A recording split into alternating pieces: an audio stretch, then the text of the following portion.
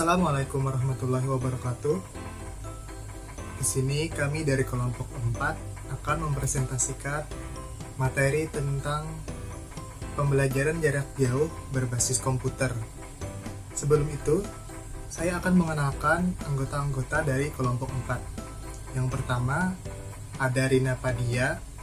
Yang kedua, ada Silvi Azmi. Yang ketiga, ada Thea Filia. Yang keempat, ada Enisa Ananda Putri. Yang kelima, ada Muhammad Hasbi. A. Media pembelajaran berbasis komputer. Perkembangan teknologi informasi dan komunikasi berpengaruh terhadap berkembangnya media pembelajaran dengan dikembangkannya media pembelajaran berbasis komputer. Komputer merupakan alat yang digunakan untuk membantu pengajar dalam proses pembelajaran, sehingga bukan diarahkan untuk menggeser peran pengajar dalam pembelajaran, karena peran pengajar dalam proses pembelajaran itu sangatlah penting. Melalui pengajarlah, komputer dapat dimanfaatkan dalam proses pembelajaran. Pemanfaatan komputer sebagai media pembelajaran sangat tepat untuk belajar mandiri dalam pembelajaran jarak jauh. 1. Memanfaatkan komputer sebagai media pembelajaran teknologi. Komputer merupakan media yang membantu pembelajar dengan belajar secara individual. Pengajar mempresentasikannya melalui komputer dengan menggunakan e-learning. Learning memanfaatkan jaringan internet untuk kegiatan pembelajaran. Pembelajaran menjadi lebih menarik karena tampilan-tampilan dari layarnya bisa dibuat dengan berbagai variasi yang menarik. Yang kedua, ada langkah-langkah memanfaatkan komputer sebagai media pembelajaran. Yang pertama yaitu menentukan sasaran dan tujuan pembelajaran. Tentunya kita harus menentukan terlebih dahulu subjek atau target yang akan kita jadikan objek pembelajaran. Setelah itu baru kita menentukan tujuan dari pembelajarannya. Yang kedua, itu membuat isi pembelajaran dan menentukan di mana dan bagaimana komputer bisa digunakan secara efektif. Yang ketiga, memberikan penilaian terhadap metodologi yang ada secara konvensional untuk menentukan di mana komputer bisa digunakan untuk meningkatkan pencapaian sasaran dan tujuan. Dan yang keempat itu merancang proses pembelajaran serta operasionalnya. Yang ketiga yaitu penggunaan komputer dalam proses pembelajaran. Tentunya di dalam proses pembelajaran, pengajar dan pembelajar itu harus bisa menggunakan komputer. Misalkan saja pengajar harus bisa mengoperasikan dan memelihara hardware dari komputer. Yang kedua yang harus dimiliki, keahlian yang harus dimiliki oleh pengajar yaitu pengetahuan tentang software-software yang ada di komputer. Begitu juga dengan pembelajar, mereka juga harus bisa mengoperasikan komputer dan mengetahui cara menggunakan software-software. Mungkin seperti itu saja. Sekian, terima kasih. Selanjutnya akan dijelaskan oleh teman saya, Thea Filia.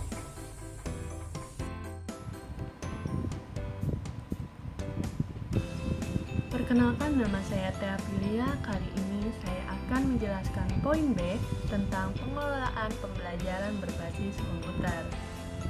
Ya, keberhasilan melaksanakan proses pembelajaran berbasis komputer memerlukan persiapan yang terencana.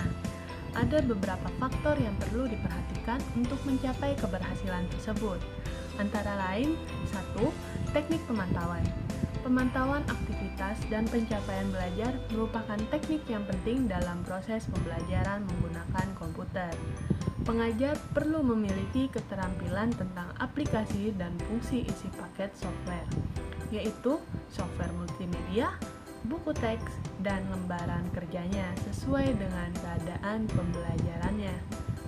Untuk itu, sebelum pembelajaran dimulai, pengajar disarankan mencoba dan melatih keterampilan dirinya menggunakan paket software multimedia tersebut supaya menumbuhkan keyakinan diri pada saat proses pembelajaran berlangsung.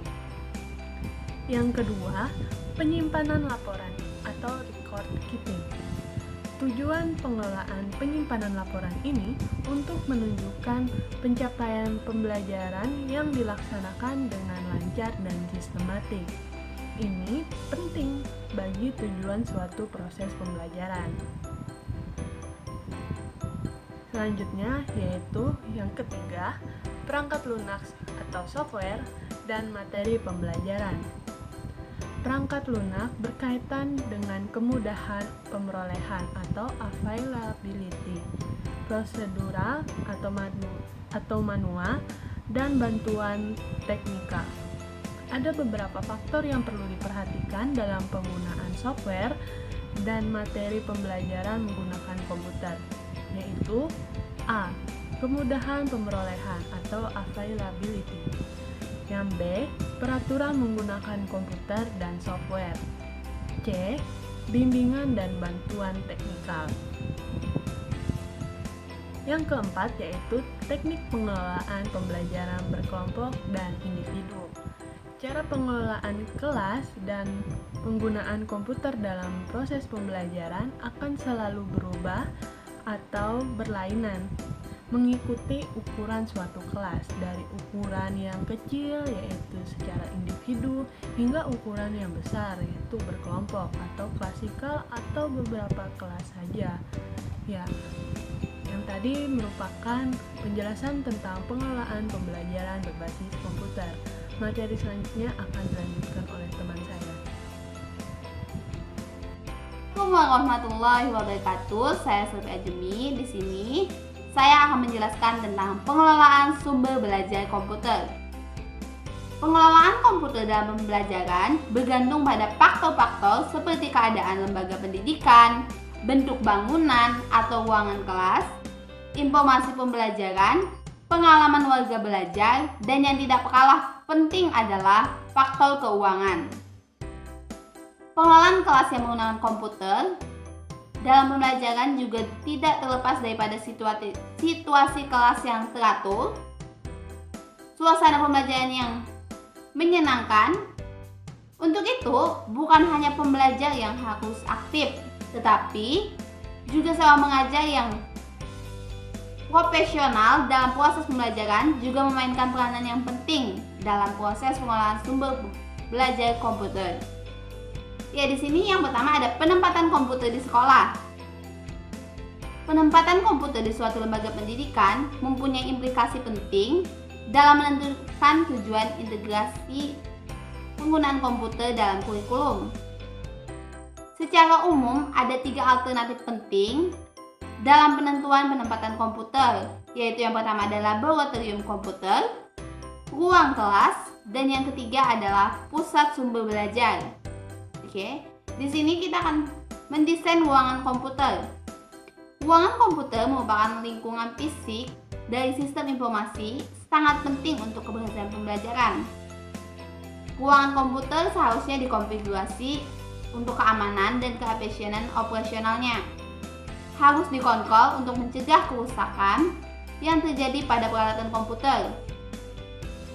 Ruangan komputer didesain benar-benar kondusif untuk menyimpan komputer.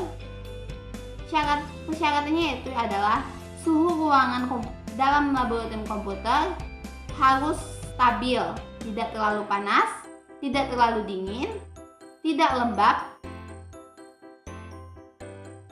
Ruangan komputer pun harus dilengkapi dengan alat pelindung yaitu UPS, di mana jika terjadi konslet atau mati listrik yang mendadak, listrik tetap menyala beberapa saat sebab UPS memiliki sistem di mana listrik bisa disimpan dalam satu alat dan berfungsi menggantikan suplai listrik yang mati. Terima kasih. Saya Napadia ingin melanjutkan penjelasan dari teman saya. Yang D yaitu perilaku penggunaan komputer untuk mendapatkan informasi. Yang pertama, perceive ease of user, yaitu persepsi pengguna tentang kemudahan penggunaan sebuah teknologi sebagai ukuran kepercayaan bahwa komputer dapat dipahami dan digunakan dengan mudah. Yang kedua, perceived usefulness, yaitu persepsi pengguna terhadap kemanfaatan sebagai ukuran pengguna suatu teknologi atau komputer yang dapat dipercaya dan akan bermanfaat bagi orang yang menggunakannya. Yang ketiga, attitude toward using, yaitu sikap pengguna terhadap penggunaan sistem informasi yang berbentuk penerimaan atau penolakannya sebagai dampak bila seseorang menggunakan suatu teknologi dalam pekerjaannya. Keempat, behavioral intention to use, yaitu perilaku pengguna sistem informasi untuk tetap menggunakan suatu teknologi. Misalnya, keinginan pengguna dalam menambahkan behavioral pendukung teknologi informasi atau komputer, memotivasi untuk tetap menggunakan teknologi informasi atau komputer, dan keinginan untuk memotivasi pengguna lain.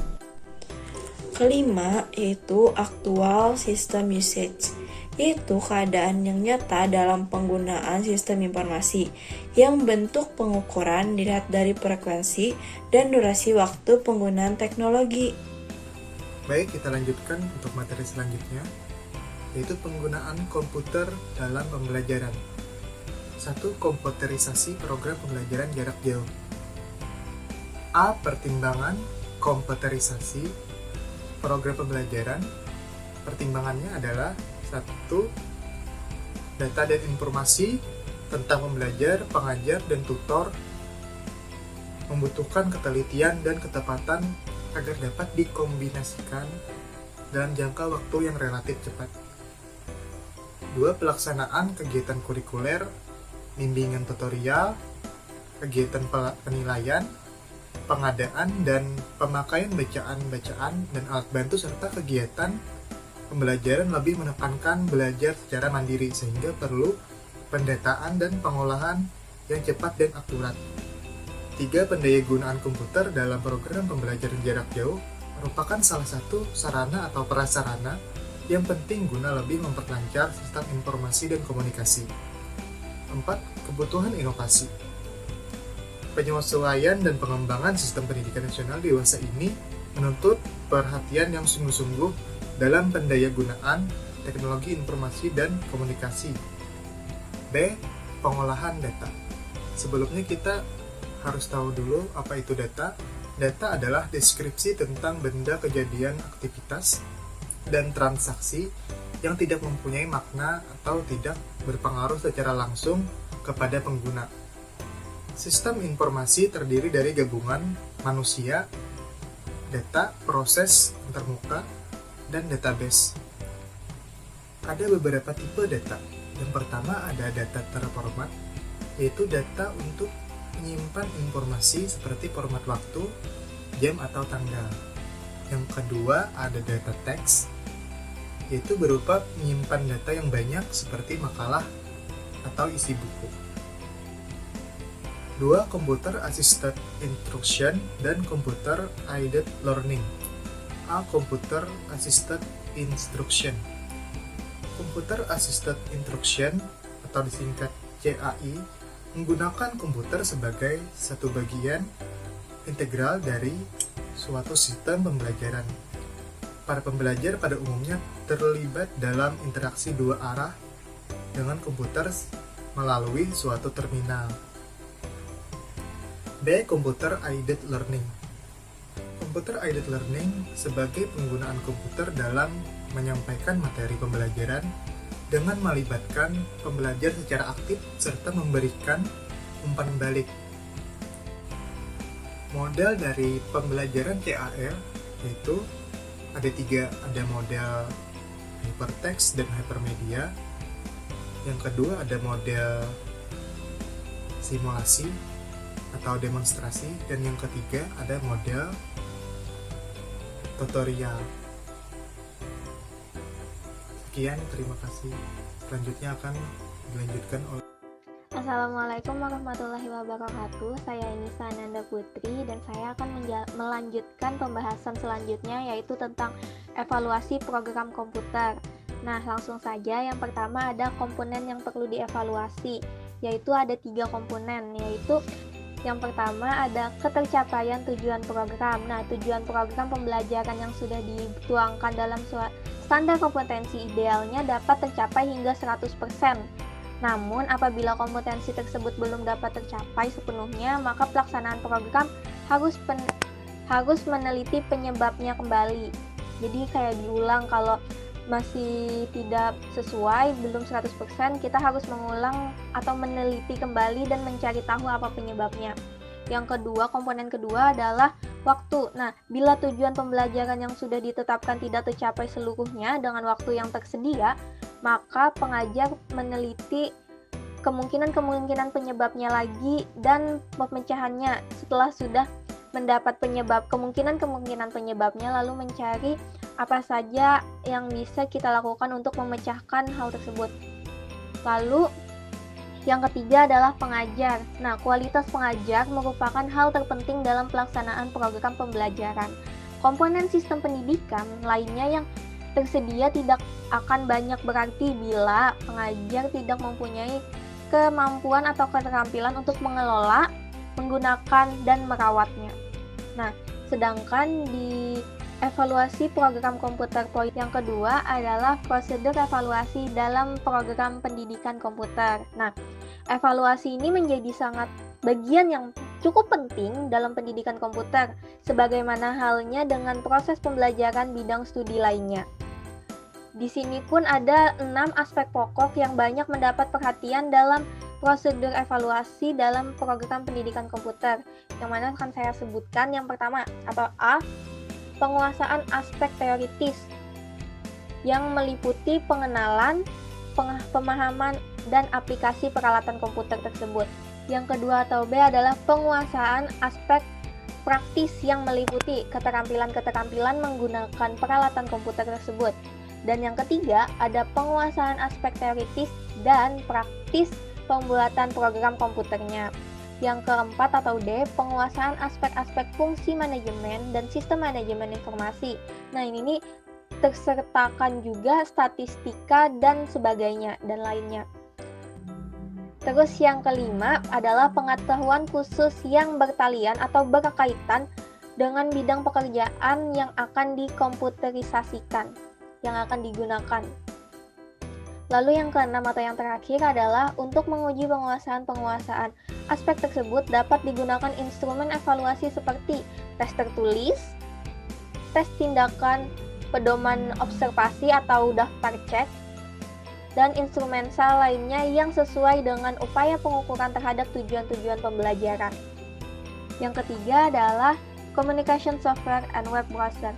Nah, program communication software and web browser ini memungkinkan penggunaan yang berhubungan melalui jaringan telekomunikasi dengan tujuan untuk mengirimkan dan menerima pesan. Adapun juga kemampuan program ini antara lain ada 5, saya sebutkan. Yang pertama adalah mengirim dan menerima surat elektronik atau kita biasanya sebut email. Yang kedua, menghubungkan pada seluruh pelayanan informasi eksternal dan internal. Yang ketiga, mentransfer file. Yang keempat, emulasi terminal, yang mana ini memungkinkan komputer personal untuk bertindak sebagai sebuah terminal ketika dibutuhkan dalam sebuah aplikasi tertentu. Yang kelima adalah mengirim dan menerima sebuah fax. Nah, adapun juga beberapa ciri dan kualitas software yang terbaik antara lain adalah yang pertama, keefektifan. Ini mengacu pada kepuasan dan penggunaan dalam prasyarat organisasi yang telah ditentukan selama proses analisisnya. Yang kedua, efisiensi. Ini adalah pengoperasian yang efisien merefleksikan bagaimana sumber-sumber hardware secara ekonomi digunakan untuk memuaskan persyaratan keefektifan yang diberikan. Nah, yang ketiga ada reliabilitas. Ini mengacu pada probabilitas bahwa sistem informasi akan dapat dioperasikan secara benar. Nah, dan yang keempat dapat dipelihara. Software harus dapat mudah dipahami atau dimengerti, dimodifikasi, dan diuji. Nah, mungkin itu saja dulu dari saya. Kurang lebihnya saya minta maaf. Terima kasih.